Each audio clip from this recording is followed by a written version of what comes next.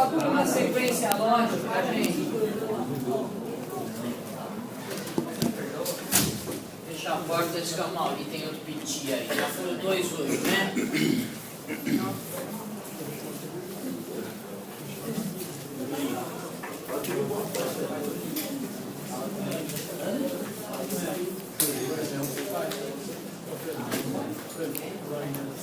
Bom, pessoal, então vamos lá. Só por uma questão lógica, nós vamos falar de regime de bens, fechamos regime de bens e fechamos associação.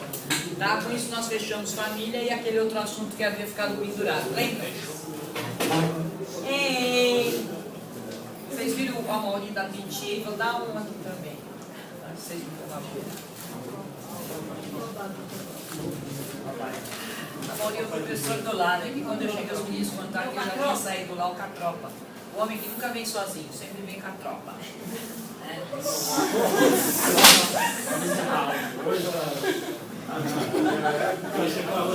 Olha, não estou contando nada para vocês que eu já não tenha falado para ele. Que é meu amigo há 300 anos. Tá certo? Então eu brinco com ele, porque ele é um homem que nunca anda sozinho, anda sempre com tropa. Né? Ele gosta muito, mas tudo bem. Desculpa a brincadeira infeliz dessa amiga de longos anos.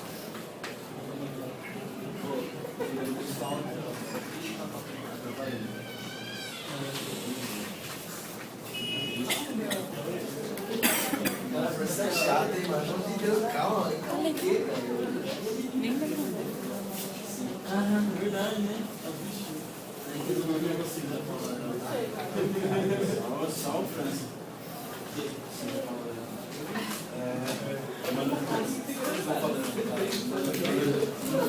Não tem, né?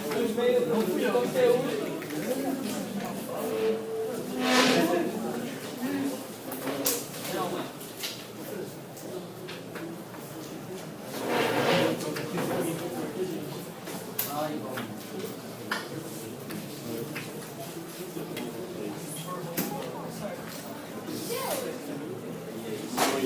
Bom, pessoal, vamos finalizar aquele assunto de família com um tópico que vocês não têm no livro, tá?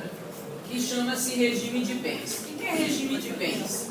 Quando a gente vai casar formalmente, nós somos chamados a escolher um regime jurídico que vai cuidar da nossa relação no que se refere à questão patrimonial, ok? Ou seja, se eu me divorciar do meu marido, como é que se dará a separação do nosso patrimônio? Se o meu marido morrer, como é que se dará a sucessão do patrimônio? O que vai determinar isso são os regimes de bens que existem no direito e que a gente pode escolher. Tá certo? Casamento é amor, tesão, blá, blá, blá, mas também é patrimônio. E a parte patrimonial é uma questão muito importante nas relações entre o homem e a mulher. Não é? Então, primeiro, nós temos 4 regimes de bens no direito brasileiro. Comunhão parcial de bens, comunhão universal de bens, separação total de bens e participação final dos aquestos. Nós não temos uma extrema na língua portuguesa, né? Então dá a impressão que é aquesto, mas é aquestos, tá bom? Até porque a gente não fala linguiça, né? Então nem consequência, né? Então aqui é aquestos. Isso aqui não existia na lei brasileira, veio no ano de 2002, antes existia um regime que era o DOT, o que eu acho que já contei para vocês como é que funcionava o DOT, contei? Não, pela cara. O DOT era o seguinte, como os casamentos eram arranjados, as pessoas não tinham liberdade de escolher com quem iam casar, normalmente o pai da noiva dava para o seu genro uma quantia em dinheiro ou um negócio para esse genro administrar. Desse negócio ele tinha que tirar o sustento do casal. E se o casamento acabasse, ele tinha que devolver o dote para o pai da noiva e não podia estar dilapidado, ou seja, não podia estar falido o negócio. Tinha que ser mais ou menos valor equiparado ou negócio mais ou menos no mesmo ponto que pegou quando o sogro deu lá, ok? Como a sociedade mudou, evoluiu, as pessoas passaram a escolher com quem iam casar, não tinha mais sentido ter o dote.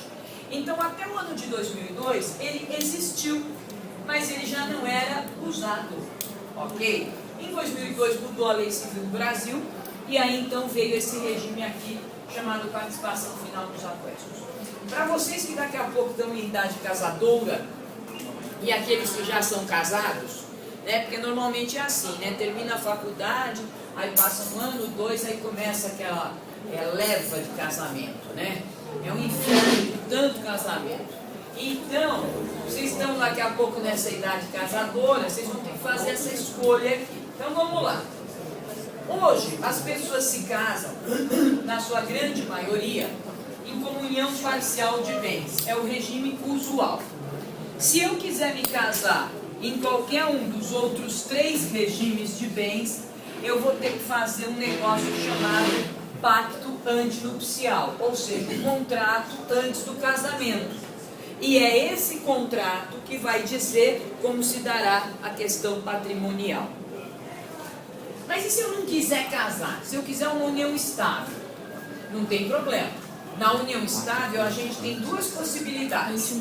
De não escolher regime de bens, e aí o dia que a união estável acabar, se tiver patrimônio, vai seguir a comunhão parcial de bens. Ou eu tenho uma união estável, mas eu e o meu companheiro resolvemos que nós queremos, sei lá, separação total de bens. Então nós vamos fazer um documento para isso. É possível? Na união estável? É possível também. Ok? Bom, como é que eles funcionam? Esse aqui, como o nome diz, a gente vai juntar parcialmente o patrimônio. Então imagina que a Sandra casou com o João, a Sandra tinha bens de solteira, o João também tinha bens de solteiro, tá certo? E nós dois, ao longo do nosso casamento, adquirimos patrimônio.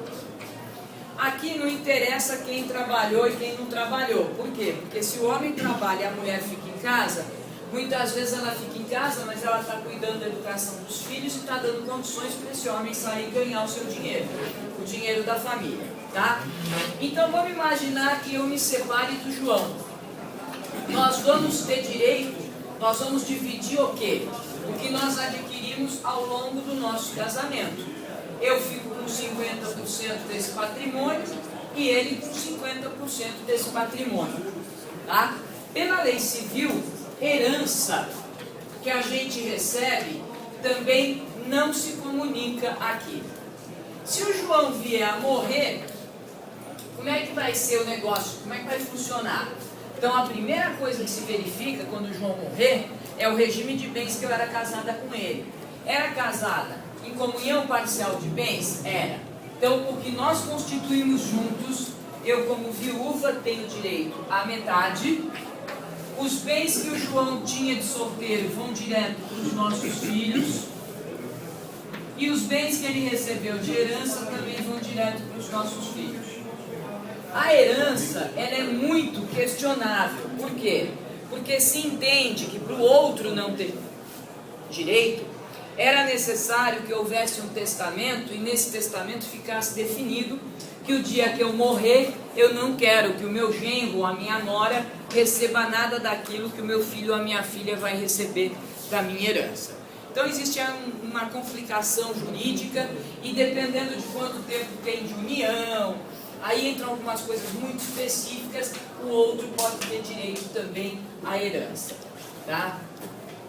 Agora, se eu me casar, eu recebo uma herança e eu quero melhorar a minha vida com o João, eu posso misturar essa herança e depois, na hora de dividir, obter a minha herança de volta?